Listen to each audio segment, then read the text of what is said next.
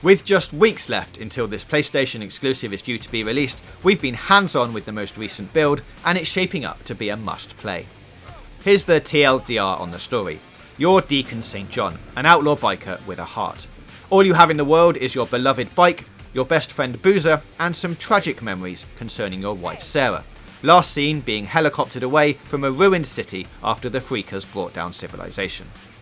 Your job is to survive by hunting, doing favours for other survivors, taking out every freaker you see, and almost certainly getting pulled into situations where you discover more about the virus and the government agency Nero that seems to be hanging around in a sinister fashion.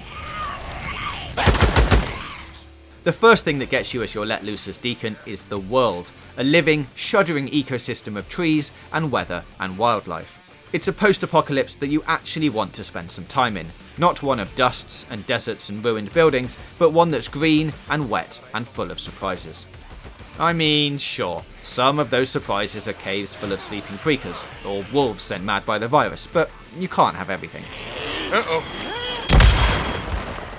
You'll be exploring the world on your bike, something that turns out to be a blessing and a curse, because for every mile you race across, for every cougar you escape, there'll be a time when you run out of fuel, or you've left your bike in the wrong place, or you have, driven your bike into a lake.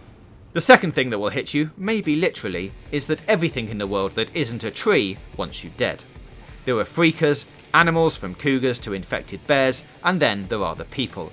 A rival biker gang, crazy cultists, and the shady Nero folk.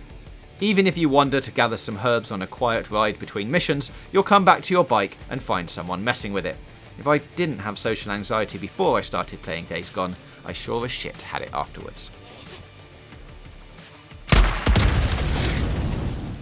The Freakers are a genuinely unnerving foe to deal with, worrisome in small pockets and outright adrenaline-inducing when coming at you as a horde. You can sneak up and take out a few lone freakers with your knife, collecting their ears for bounties that can be traded in for trust and resources at survivor camps, but make a wrong move or come around a corner into a group, and soon you're fighting for your life. To keep the relationship spicy, there are also different varieties, like noisy screamers or buff breakers, or the child-sized newts that will only attack if you're hurt. Previously, I've had the chance to explore and the chance to take on the Horde, but this time around I got to follow a few of the storylines that are threaded through the trees and survivor camps. One had me visiting an abandoned Nero camp, another had me finding a stash for a camp leader, and the most intriguing had me tracking and rescuing a young girl called Lisa who had managed to survive alone after her parents disappeared. It's alright, it's okay, it's okay. This isn't a cartoonish, over-the-top type of survival horror game.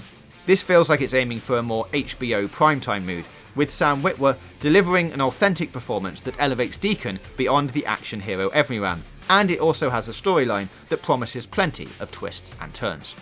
I'm Sarah. I'm Deacon. Oh, well, sorry about the mess. This contraption. Pretty much what you think, just throw your leg over, yeah. Okay, Usually you have to choose between great open world mechanics, satisfying story, or decent combat, but it feels like Bend Studio is giving its all to give you a bit of all three. Days Gone will be released for PS4 April 26th, and we'll have a full review before then.